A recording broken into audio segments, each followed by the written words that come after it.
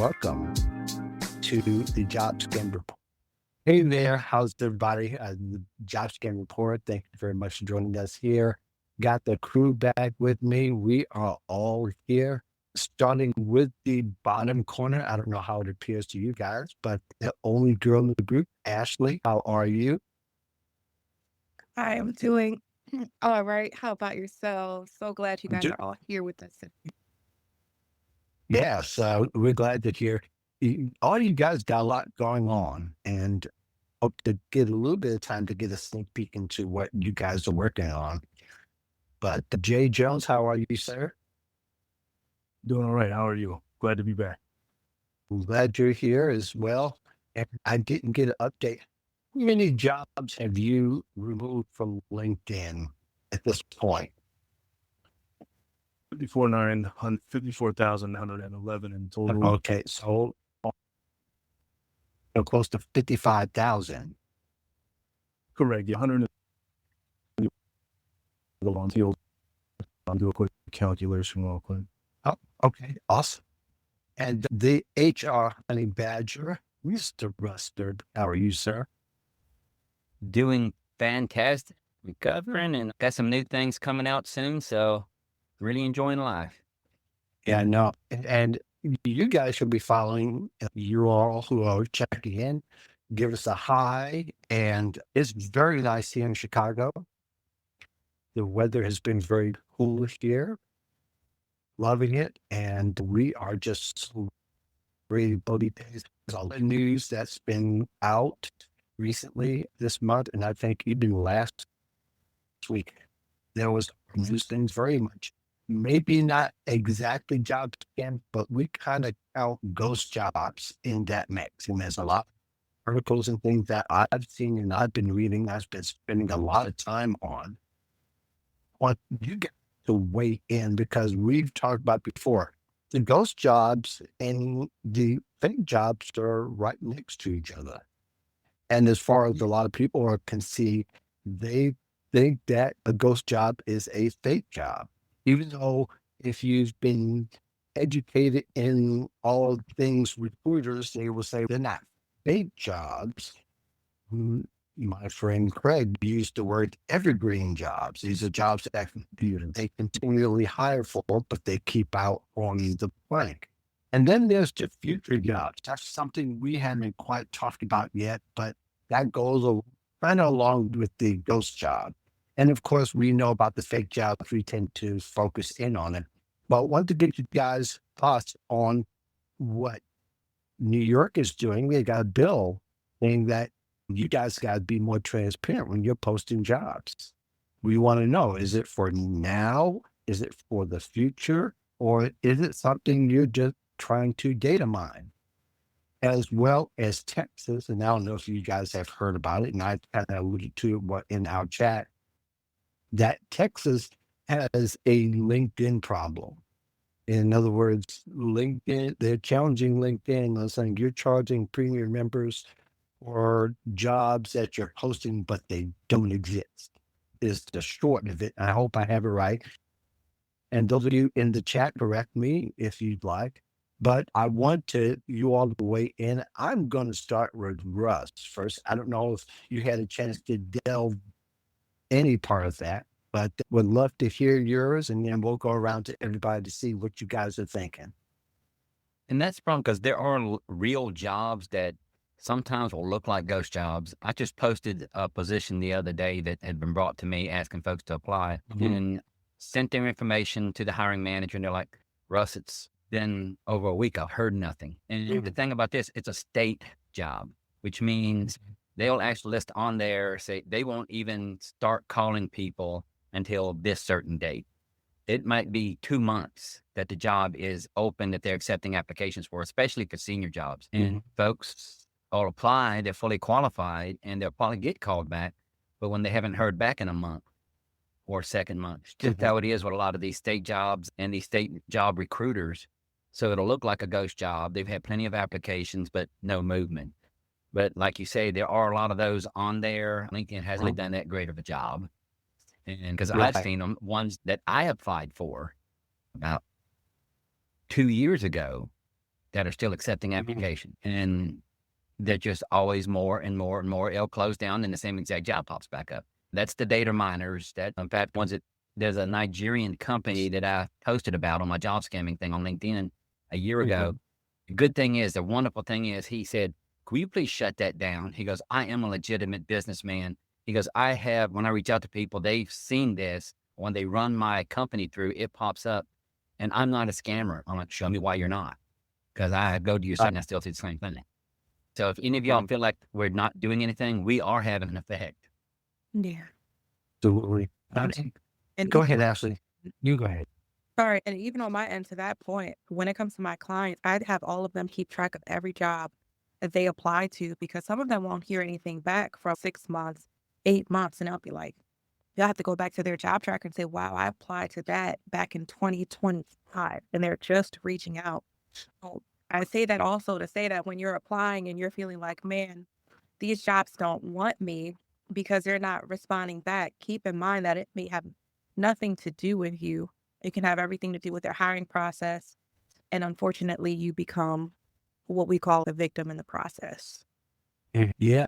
And I think people are still experiencing getting replies from jobs they applied for a year or two. I think is really fascinating. That's still happening. Is it day and age? I could understand 2021, 2022 when it was happening, that things were slow because of the pandemic. Now that we're 6 years removed from it, I'm like, why is this still being a thing? I would have loved to hear what Jay's saying. We'll have to come back to him whenever we get that opportunity. But yeah, I think that it is confusing people. In Texas, it's the Texas Attorney General. They haven't made it quite a bill, but he's looking at LinkedIn side-eyed it. You guys are charging members for something that you promised them, but they're not going to see a return on it because it looks like you're faking the funk. Yeah, so to speak.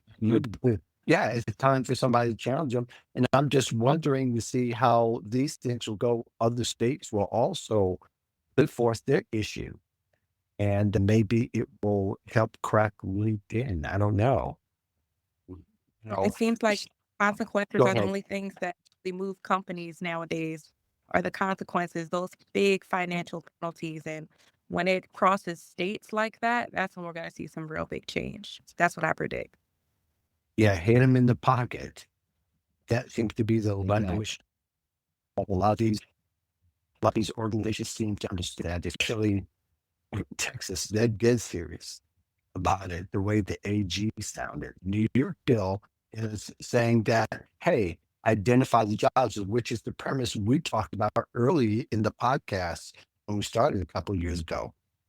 One of the first things I said, the employers at least tell people what you're doing with their data and give them the option to either opt out of you giving it to your partners or whether you're selling it or whatever you're doing. The recruiters who say that that companies are not supposed to and they don't sell to their third party. We can argue that part later, but I guess the most important thing is for the job seeker to be able to see in the process. In addition to also just telling what type of job is it? Are you hiring for now or are you hiring for later?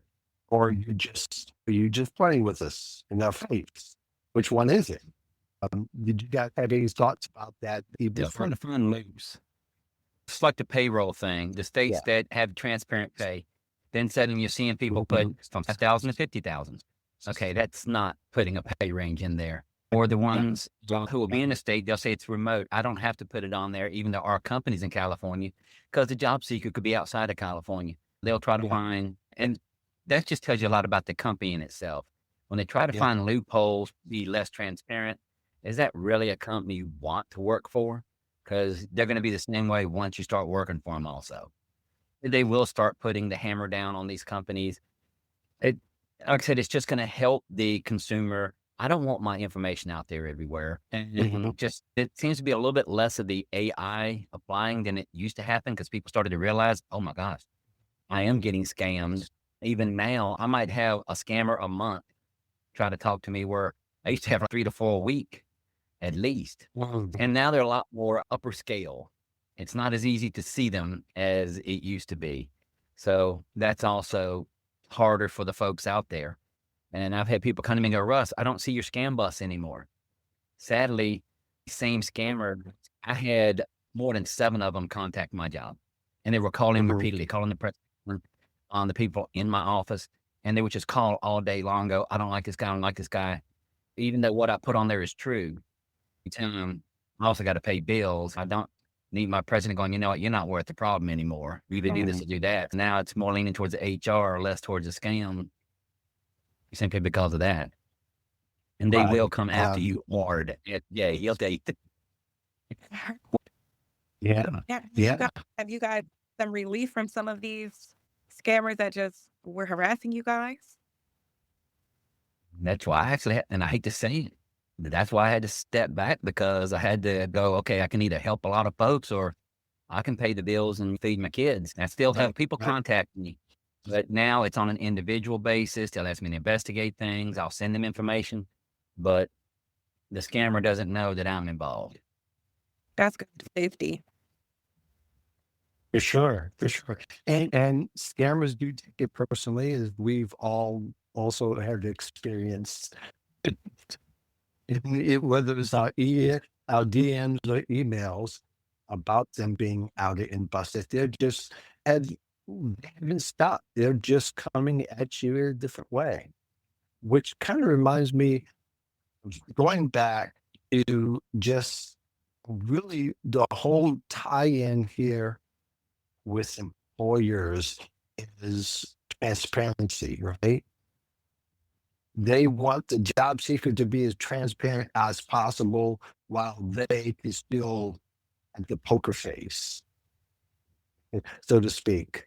They're not even allow still there's a lot of employers who are not very upfront about how they hire or consistent in their explanations. Now, when you talk to recruiters, they are. But I see a lot of employers who have in the past couple of years that have a page that tells them how tell people how they hire.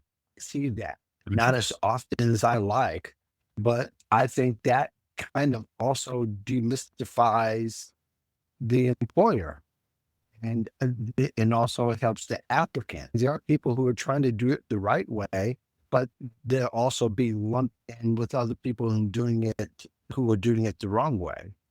You guys have a perspective on that at all? Have you any insights into that? Because I'm seeing, like, NVIDIA for years, and I always use it for example, because they're very specific about how they hire. And you can even put in the search engine how we hire NVIDIA, and their page comes right up. But everybody else kind of gives a little side blur. But I think that kind of transparency from employers kind of helps job seeker nation and universally on that people spot the people who are faking the funk, so to speak, or fake employers and fake recruiters.